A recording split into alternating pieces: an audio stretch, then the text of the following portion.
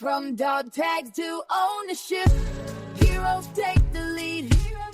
Stories of veterans building dreams with passion, drive, and speed. From service to success, we're here to inspire the quest. Dog tags to ownership, we're the best. Take the prize. From the battlefield to the boardroom, this is Dog Tags to Ownership, the podcast where veterans share their journeys from serving our nation to leading in business. Hear inspiring stories of grit, growth, and the entrepreneurial spirit that drives those who serve to succeed. Tune in and take the first step toward your own mission in entrepreneurship. Military One Percenters, welcome to Dog Tags to Ownership, where once a week we interview veterans who charted a path towards entrepreneurship. Here, our goals are to share resources, advice, and success stories about starting a business, discuss strategies for building financial independence and creating your own path, and most importantly, build a community to support each other through the challenges of transitioning from service life to civilian ownership. Today, we are extremely excited to introduce our guest to the show, Zach Staples. Zach is a Navy veteran and the founder and CEO of Phantom 5, a tech startup that is making waves in the defense technology sector. Phantom 5 technology is designed to address critical cybersecurity vulnerabilities in machinery control systems on board Navy ships. Zach, welcome to the podcast, and thank you so much for joining us to discuss your journey today. Hey, Julie, Matt, I can't tell you how much I appreciate the invitation and anything I can share about Fathom 5 to kind of inspire other veterans to pursue their dream is just an hour well spent. So thank you. We were chatting a little bit before you came on, and we really appreciate you and your team reaching out to us and coming on. Could you tell us a little bit about yourself and your military service?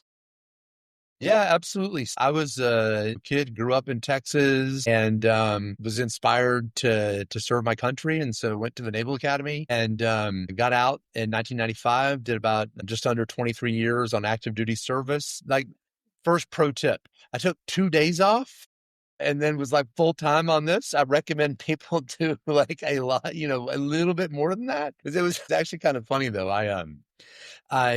The trick to starting a new business is having the flexibility and courage to be committed to starting a new business more than being committed to one particular business model that may or may not have good market fit, right? And so, having been a ship guy, had done a lot of cyber work in the Navy, I thought I'm going to do a maritime cybersecurity company. And it was and still is like a really important need. We have a couple of great customers in that space. Learned early on that wasn't our course, but at the beginning thought it was. My official retirement date was December 3rd, 2017. I'm on my first, I took one whole day, New Year's Day off for the military and had planned to take like a month. But I'm sitting there on my couch watching a bowl game actually on January 2nd. And I literally got a phone call on my cell phone because the company won at that point. And it was a tech scout in Europe representing Maersk, the largest shipping company in the world, calling me to tell me that they were interested in tech startups in the maritime technology space, and they had found me. And I was like, because I just put the website up like a month before while I was on terminal leave, right? And I know, it was this big opportunity. And I get off the phone and I look at my wife and I said, honey, I was going to take some time off, but I'm starting a tech company and the largest customer in the world I could possibly ever get just called me. And so I guess I'm going to work today. So that was it. 1.5 full days off. When did you start on that path for the tech company? How far before your separation from the Navy? Gosh, let's see. If I was like 42 or 43 44, I guess, when I got out, that makes 34 years. I was 10 years old when I knew I wanted to eventually have my own computer company. But I loved what I was doing for my country. The last 10 years or so, kind of just deeply immersed in cyber and electronic warfare, a large part of it in support of the Army. It just wasn't the right time to get out. And then all of a sudden in 2017, it was. And so at that point, I had to figure out, okay, well, I've always wanted to do this. How might I actually get serious about this now and do it in a way that's successful? Did you start building as you were going on like your terminal leave or before you got out? Is that when you came up with the Phantom 5 concept and started building your entrepreneur journey? Or was it, I know you said when you were 10, you had that idea, but when did you really, come up with Phantom 5 and start building that company? Yeah, for sure. Yeah, that's a good question. So probably, yeah, and again, so like I think the whole point of this is like pro tips. A lot of people to come on and say, and want to talk about what a good job they did. Man, I did a horrible job. So I was doing some really exciting projects that I really believed in my last couple of years on active duty. And so I worked right up until like Christmas break on it. And I got the website up in like October or November, like 2 or 3 months before, and tweaked that a little bit. I think I had the bones. I had the company officially formed and organized. I had a couple of pitch decks to talk to people about our services. I had a kind of a good long laundry list of people to follow up with. But as far as operational details and how this is going to go, like when I got off the phone on January 2nd. You said you were going through like building, those bones, I guess, of the company and transitioning out of the military. Were you using any of the services? So, and I don't know, because you said 2017 is when you got out. Was the transition assistance program, was that, I think that was a startup of a thing back then? Here's advice. So my company is in Austin, Texas. There's a huge defense technology innovation ecosystem here that predates Army Futures Command. I was here when they opened up. I had an office here in Capitol Factory just across the hall from Army Applications Lab. And so I've kind of had a front row seat to the kind of the emergence of the defense tech ecosystem. And so maybe I'll offer like 2 or 3 like specific nuggets around that people might be able to use. The first thing is government civilians that run the SBIR and STTR programs have never run a small business. So they get invited because they're SCSs or they're colonels or captains running these small business innovative research programs to give talks to a room full of small business owners. But there's no experience there that they've ever done it themselves because they've either been a government servant for 30 years to get to be on the civilian side or polishing boots for 20 something years to get there on the government side, on the active duty side, right? So they get up at these forums and they give all this advice that they have no practical firsthand, and they're not trying to steer people wrong. It's just that they know how the programs work, but they don't really know how to advise small businesses to operate a company within the bounds of those programs, right? And so that's the first thing. The second thing is you can win contracts now as a small business, selling back to tech. But it's very difficult to go from your first contract for, let's say, $200,000, $500,000, or even $1 million to a multi-year program of record. That chasm is not gone with DIU and Army Futures and Naval X and all the other opportunities to try and leverage that. And again, the people that are running those are, if they were launching if they launched and exited a successful defense technology business, they're usually not working there, with rare exception, right? So I think it's difficult to find good mentorship from the people that normally get invited to take the stage to explain how to do defense innovation. So having watched what I've done, I've known what I've done and watched dozens and dozens of other companies, I think I would offer some practical advice on this. One is, take everything you hear from someone who hasn't launched a technology-focused business with a grain of salt. And listen, they might not be wrong, right? But be skeptical. And I don't think I see enough healthy skepticism when I go to a lot of these events. The second thing is build a business model around revenue generation that makes sense given the market conditions we have in the Defense Department. So in the macro sense, we now see it taking shape, but you could have predicted several years ago that rising global tensions in Europe and rising global tensions and conflicts in the Pacific were going to drive trillion-dollar increases across the defense sector. So you could have seen, that macroeconomic trend coming. The question is, how are those funds going to be distributed to small business? And can you need to map a way to distribute to have those distributed that actually sustains revenue through the lean times, right? And so kind of the second maybe piece of advice around that is have established strategic partners inside your primary market. So the market is, colonels and captains who are major program managers who have funds to distribute. All of the labs are mostly working capital funded. So if you get a job on the Navy from, Naval Surface Warfare Center in Panama City or from one of the Army labs or one of the Air Force labs, they're mostly working capital funded, which means they're coin operated. And they may have a little bit of internal R&D money to give you, but they're never going to give you that contract that actually makes the company. You're going to have to go get that on the acquisition side. If you're building product, right? If services is a totally different model. But so every one of those MPMs has large ACAT 1, ACAT 2 projects that they've already awarded. And every one of those awards includes some component for rapid prototyping and R&D. And so instead of going out and pitching through the SBIR channel, figure out who the engineering services support contractor is for, if you know, the PEO for combat vehicles, if you're doing Army stuff, or PEO ships, if you're doing ship stuff, right? They have a large defense contractor who already has contract scope to do anything that PM can think of inside the domain of those sets of vehicles. And then so the contract is already there. So you don't have to go win a contract. You just have to get a task order built directly from the program manager that you're solving for through the prime that supports them.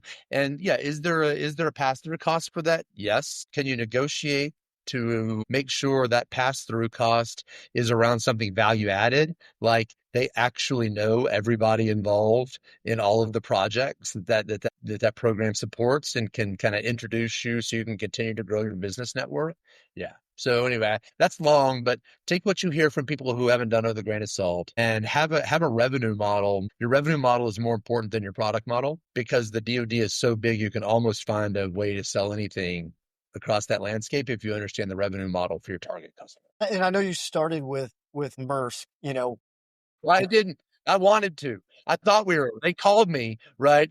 And then a week later, after a lot of late nights on my part and good decision making on their part, they decided that the largest shipping company in the world and a company of one guy was probably not yet the right fit. So yeah, I thought I wanted. it probably could have been like it could have been a script or a movie if it landed, right? Yeah, yeah. It was a pretty good movie anyway. Me running around like a chicken with my head cut off, trying to be more than I seem, trying to wear a lion skin as a company of one. So you did cover a lot of material, but some of Yeah, it I'm sorry. resonated with me. I'll say because I was up in the G8 of the Army, right? So I saw sort of on that side, the requirements and capabilities side of that. I know about the Army Research Lab, Army Forces Command. Julie was down in the G357. So there's the Pentagon on the Army side as well. We did see a bit of that. And, we did see it through like the SPAR and POM lens and who's getting the money and who's in the building, competing. I wouldn't say politicking, but competing for the funding. And it does, like the amount of who and who you can call, goes back to, I think, community and partnership and having good Yeah, relationships, and that pays, I think, dividends on top of obviously having a yeah. company with a good product. And so on your product for Phantom 5 and the technology that you have, and based off of the big points that you just gave us, so do you work with a bigger, I guess, contracting company for the Navy to provide your technology to Navy ships to Yeah, so inside that's a great cybersecurity? yeah, that's a great question. So we're, 8 years in, right? So our portfolio is a little more diversified. We benefited greatly from Serco in the early years, who we did really good work in a particular domain. Had a wonderful program manager there that I had a multi-year kind of relationship with. He trusted us, and I think one of the reasons he trusted us, I had uh, one of the uh, partners at Booz Allen that I had an opportunity to work with while I was on active duty.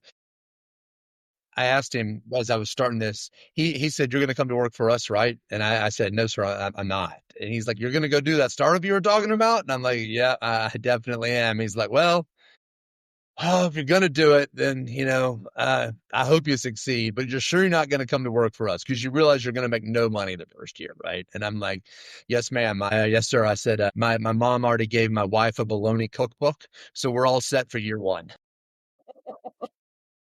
And but he had advice, right? And he had good advice. And the good advice was, he's like, Zach, one of the number one problems I see with with aspirational small businesses that want to do business with the government is you ask them what they do, and they've got a capability statement that's like front and back of all the stuff they could do. And he's like, they're not actually doing any of that, right? All of that's aspirational at that point because they're new and they're 5 people and they might have expertise in one of those things and want to be in those other things, but they're not yet. And he said, and he goes, but then I go ask like Raytheon, and they can tell me what they do in one sentence. Like, now, Collins bought them for that just recently, right? And he said, so it's one of the number one things that makes it difficult as a small business is when the large businesses don't know what kind of player you are. Because the one thing they know you're not is you're not a quarterback and a center and a wide receiver and a running back and a linebacker, right? And so they don't know what to ask for your help with because they don't know exactly what you're good at, and they don't believe that you're good at everything because nobody is. And so they said, go be good at a couple of specific things and then deliver and then grow a portfolio around that. And so we did. So we looked at and we took expertise in building modern software architecture to support AI at the intersection of kind of artificial intelligence and Greece. So I tell people we don't work in ERP systems. We're not going to ever go work in the G8 and do and support services to requirements development, right?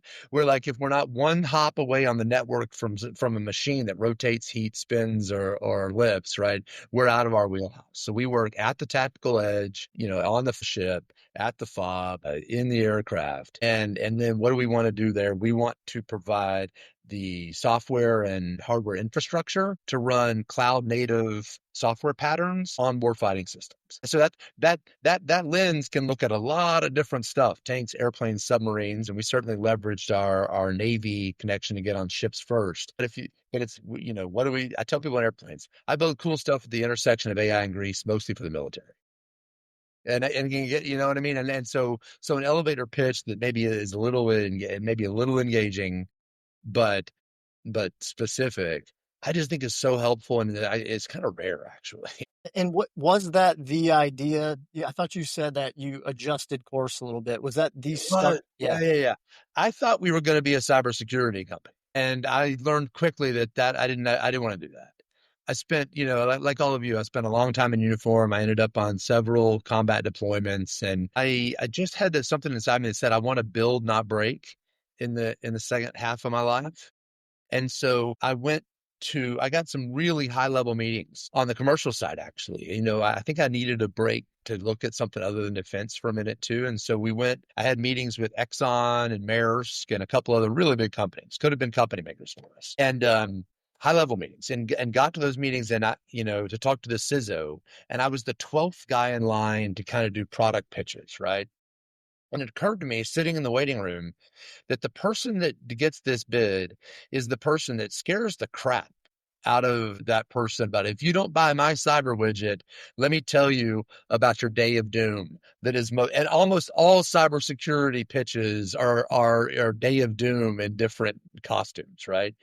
And I just had that meeting literally even before I gave the pitch, which I ended up not getting because I was probably like disillusioned by the time I got in the room. Do I want to spend this half of my life like literally having to scare the crap out of people to put food on my table? Or do I want to do something that's a little more holistic? So I actually pivoted the company sitting in the Exxon World headquarters in Houston, thinking to myself, this is not the story I want to have to tell. I want to tell a story about building a better world that's more resilient, where we can trust and count on machines that run better than I do about you need to buy my widget to protect it. And we created a spot in there in the Brilliant Machines thesis to say new mechanical engineering inventions protected by cyber resilient controllers, optimized by AI running on a secure platform. So there's cyber in the pitch, but it's about building amazing new things we need in the world, not protecting the broken old ones. Yeah, and so I know like when we first started talking, you had a company of one. It was Yeah. you. So how did you build your company? How did you build Phantom 5, and how many people do you have now? And are you all located in Austin, or are you throughout the United States or globally? Yeah, so that's a great question. So we're a little over 50, on our way to bust through 60 this year. So we're growing nice and steady. We've got kind of core teams here in Austin, DC, and Team Yellowstone, right outside Yellowstone Park in Wyoming. I've got a small computer science group up there. I'll tell you, another kind of just, story is, we survived through the pandemic. When almost every other small business shuttered, we had a couple of government contracts to build some things for customers who needed it, despite the way the world changed. I got a letter that said, "Hey, your contract deliverables haven't changed. Figure it out." And I went and looked at my team, who early March 2020, a lot of people were scared and worried about what to do. And I just said, "Hey, this is an opportunity, and we're going to watch closely and try and make it the best medical decisions that we can for us and our team as we go forward. But the last thing we're going to do is stop, because otherwise we will all be looking for a new job in 6 months. There's no way to stop and keep the company going." And so, of the 18 companies that started with me at the Capital Factory Accelerator in June of 2018, I'm sure I'm the only one standing. I'm pretty sure, and of the group before me and after me too. And it was because of a willingness to pivot to the market. I had a thesis that I wanted to pursue that I figured out in those first 3 months, right? And we made really good traction against that thesis. And then the pandemic happened, and then I actually kind of broke my own rule about being specific, because I went and told everybody, "Hey, this is the thing we want to do.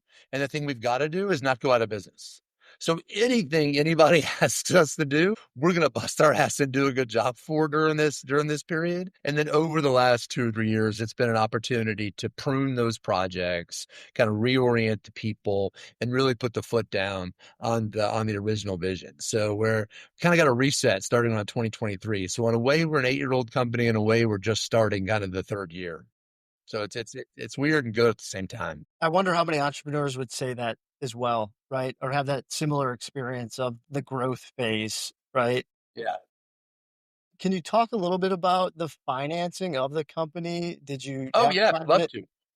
Oh man, I'm so glad. So we didn't trade that much on like talking points here, but you're hitting all the things I actually really enjoy talking about. Yeah, Fathom 5 is bootstrapped. Fathom 5 has no outside revenue. And I that's important, right?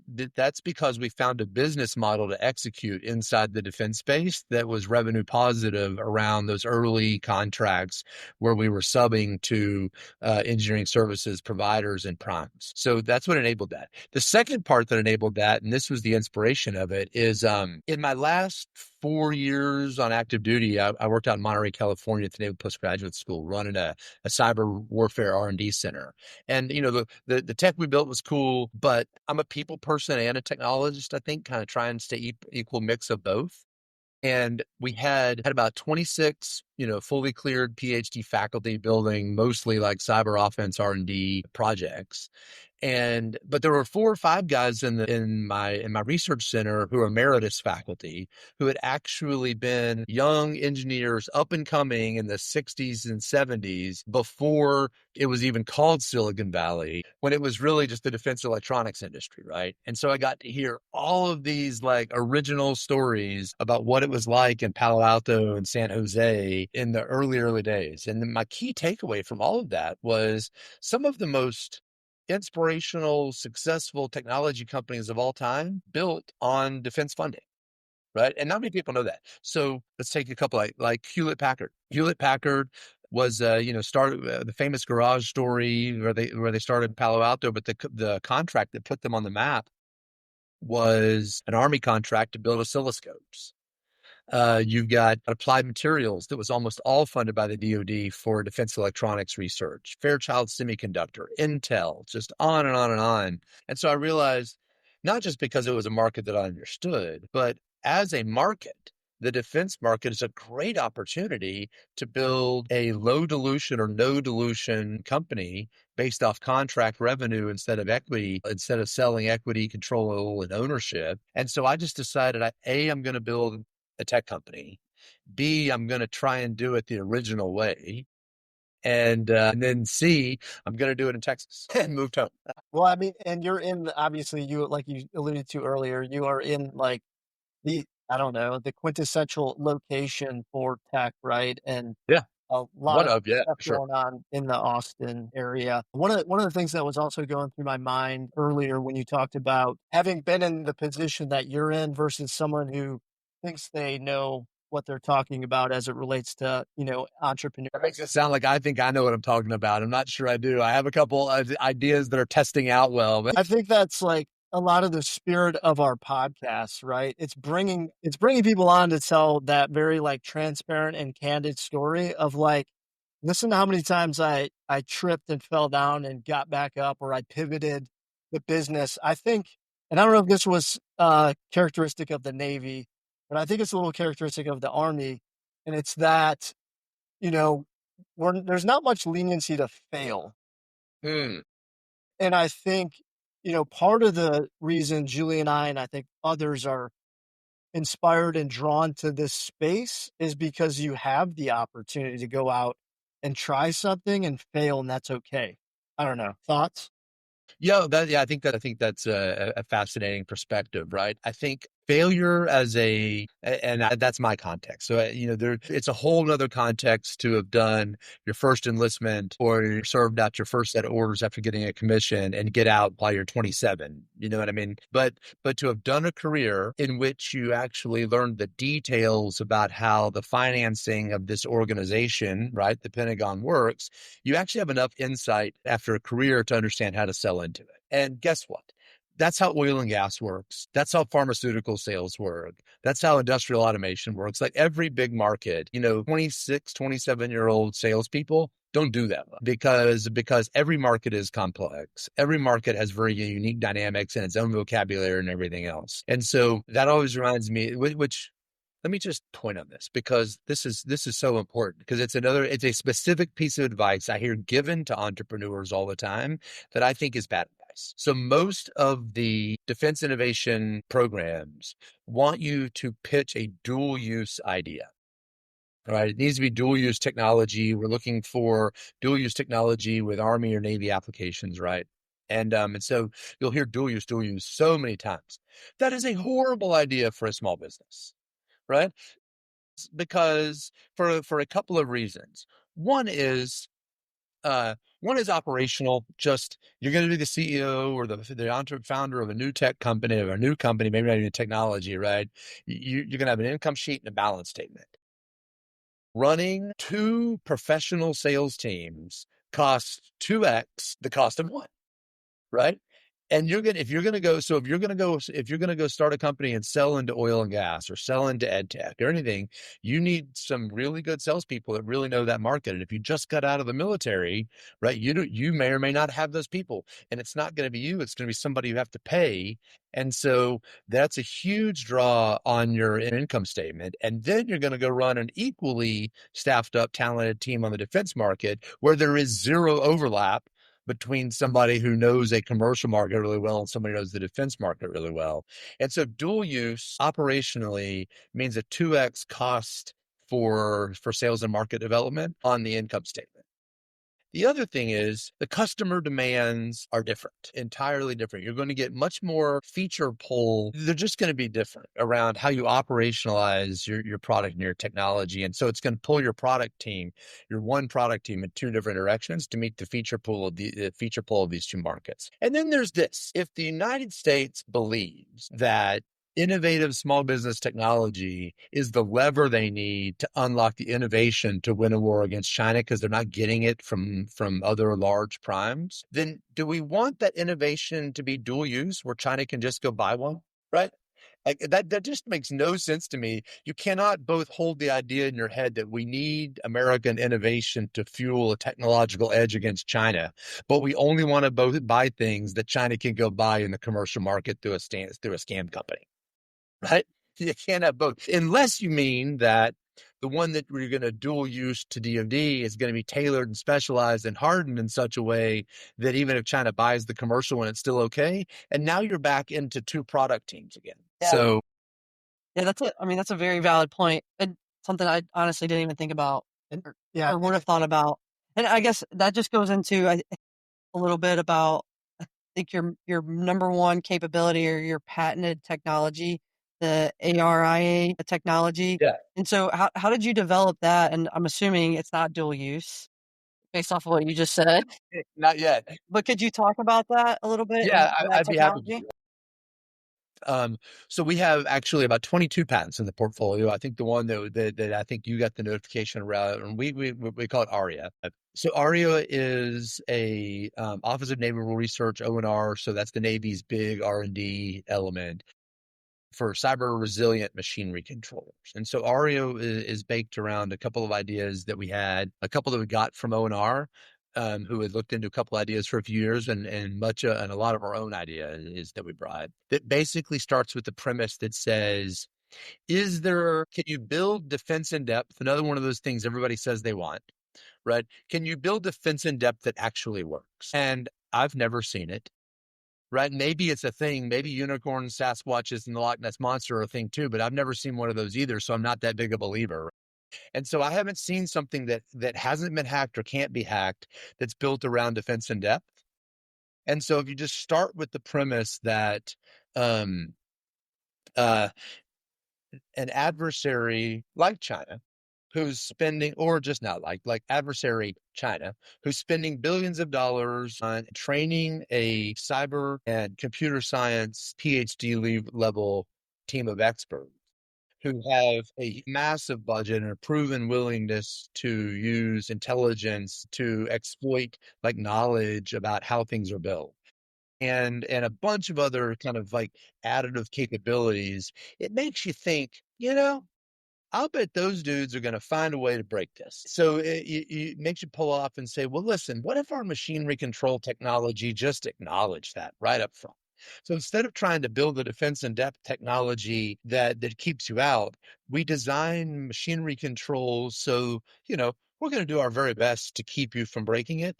But if you do, it detects the anomalous condition and recovers in an amount of milliseconds and comes back different than it was when you found it, that the cyber terrain shifts. So, you found us in the desert and it hit us with a long range shot. Well, bam, now we're back. It's about 10 milliseconds later and we're in the middle of the jungle. What do you got? And so change the cyber terrain at any indication of compromise, recover immediately, and detect and map the attack that just landed in your inbox and instantly signature it so that one wouldn't work again.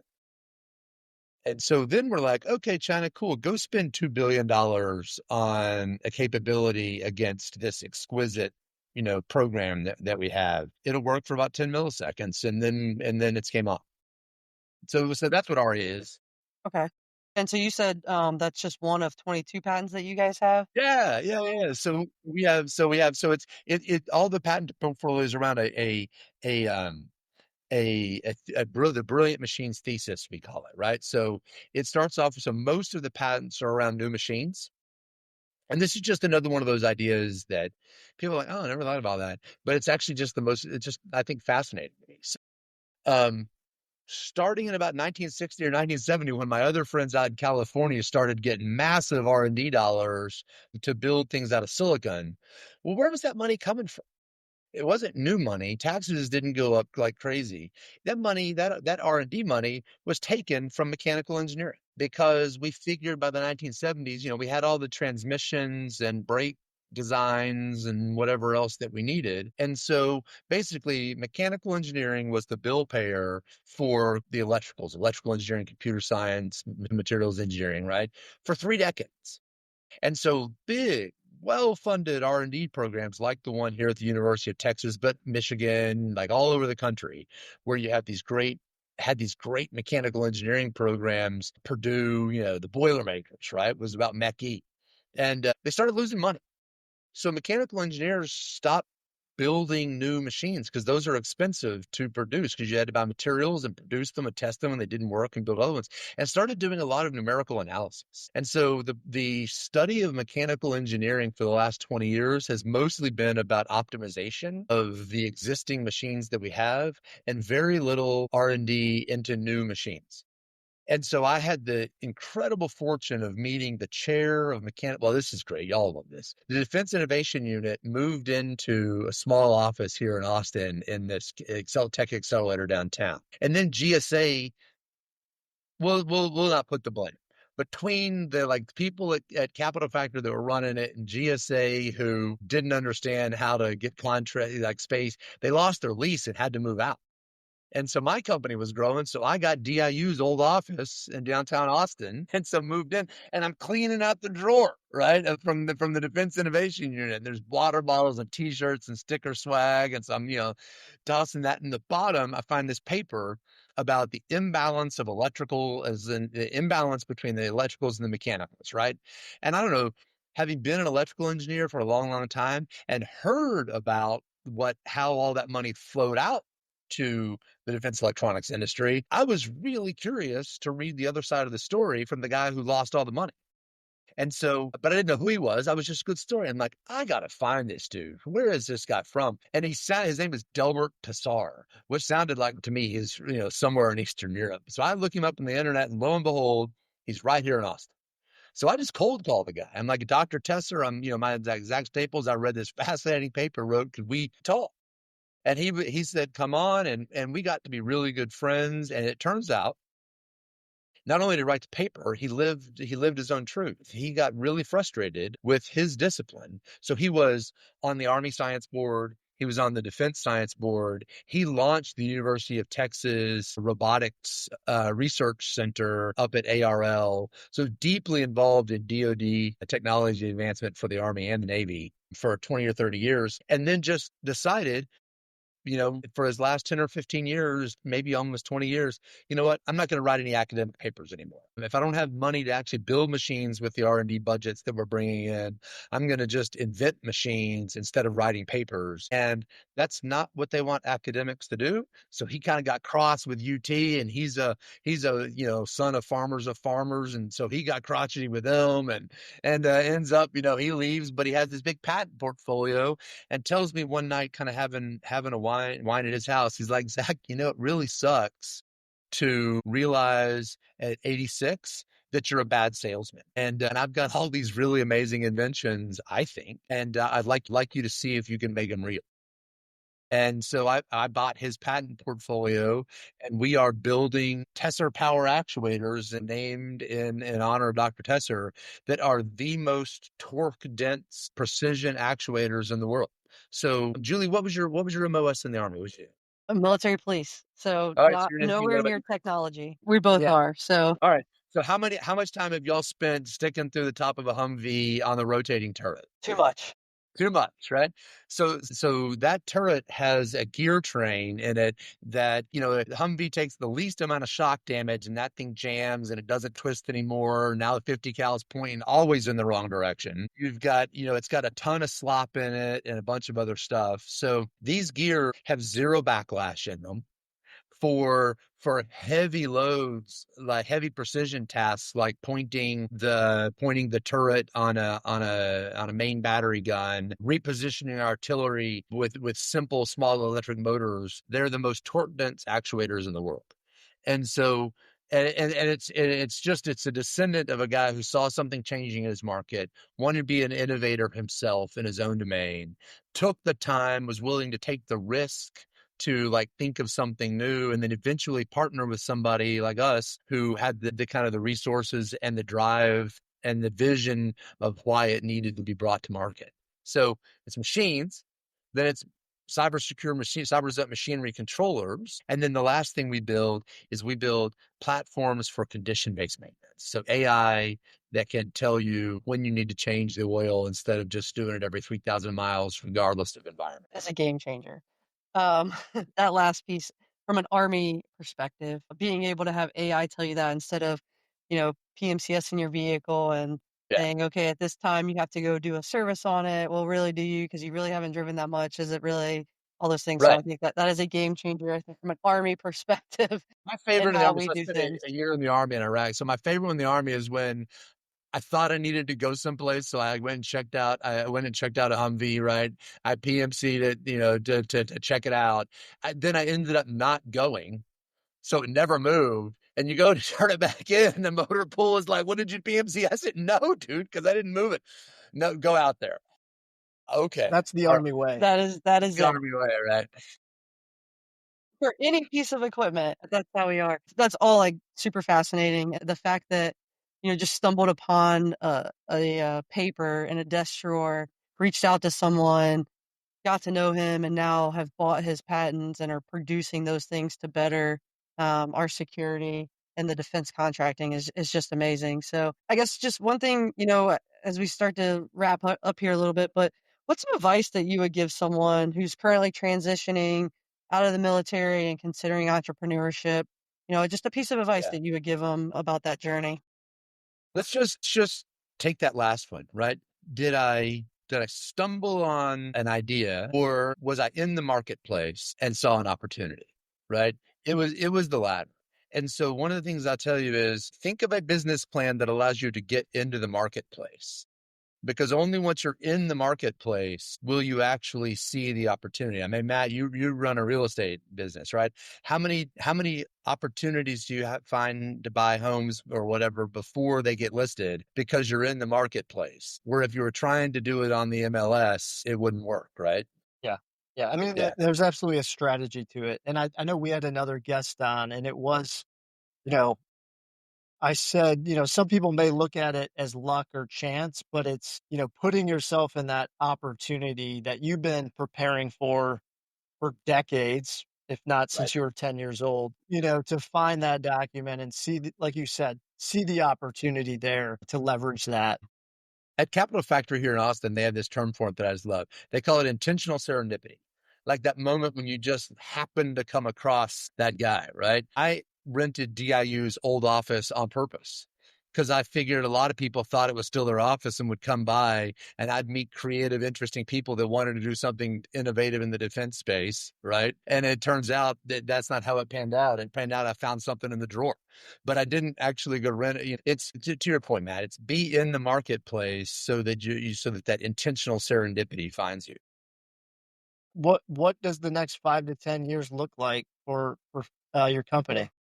Yeah, that's a wonderful question. So, I think, um, uh, as I said, we're bootstrap funded to this point, but I built a portfolio company. And in the years that we've been here, what we've been able to do is successfully execute the defense R&D cycle to produce products that are now ready for scale.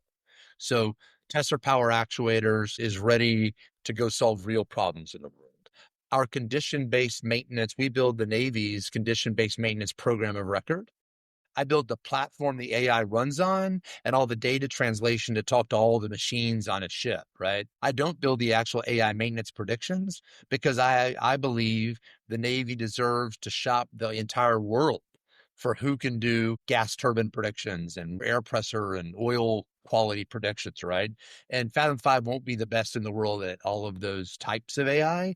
So we built a platform, but that is ready now to scale. So we're looking for any partners in the world that think that they have a good maintenance predictor for a particular type of equipment. I can get you going. We have a place for you to run that AI and sell it. And then on the third thing that we're doing that is the newest thing that I'm really excited about is I've built tactical AI platforms. So AI not in the cloud, but tactical out at the warfighting point of need many times. And it's been the same infrastructure build of some licensed Linux system, some licensed virtualization solution, and some licensed container orchestration, and a bunch of other. It's one of those standard like software tech sites that has all the goofy little logos all over it. And then I got to lace all that up into a thing. And then I have to apply all of the DISA security requirements to it. And remember, think back, right? My early days was all breaking stuff. So I look at the thing that I built by following all of the rules and then a little extra. And I'm like, man, we're meeting the requirements here. This is kind of an ugly baby. And so what we're doing is we're building a tactical platform as a service. So we're building from the operating system up to the Kubernetes container orchestration layer software suite that is out of the box designed for military security and AI adoption at the edge. And we're just getting so much great feedback about it. And we're rolling that out as our next product. It's called Tempest OS, built to orchestrate the swarm. So we're pretty excited about it. Lots of exciting things Yeah. happening. Yeah. What you didn't mention was being on a beach somewhere, sipping a cocktail. If you aspire to that, Don't go start your own thing. Just tell me, I'll send you the bologna cookbook. You can use that and stay up all late at night. No, that's awesome, and like you're just continuing to crush it and everything that you're doing, and but we always end our podcast with 2 questions, so I'll let Matt start with our first of our final 2 questions. Yeah, I listen to, shockingly, a lot of real estate focused podcasts, audiobooks, kind of in that genre. What do you listen to, or what would you recommend folks maybe listen to or read? Reading books is good too, but with our commutes in the DC area, it's like put on a podcast, listen to an audiobook. Yeah. So both of that's wonderful. I think a couple of things come to mind, right? So audiobooks, there are so many good ones out there, but I think Clayton Christensen's book on the innovator solution, this should be required reading for anybody that wants to build innovation targeting a large established market. So defense is a large established market controlled by a few primes, and you want to come in as an innovator into that market. He doesn't have one single defense analogy in that book. He talks about a harder market than even defense, which is steel, and how innovators succeeded in steel, and then a bunch of other use cases, right? Fantastic book that I think everybody had to read. Another one that I really appreciate is this is super popular. Hard Fork. Hard Fork rarely does as a technology podcast, rarely does defense focused episodes.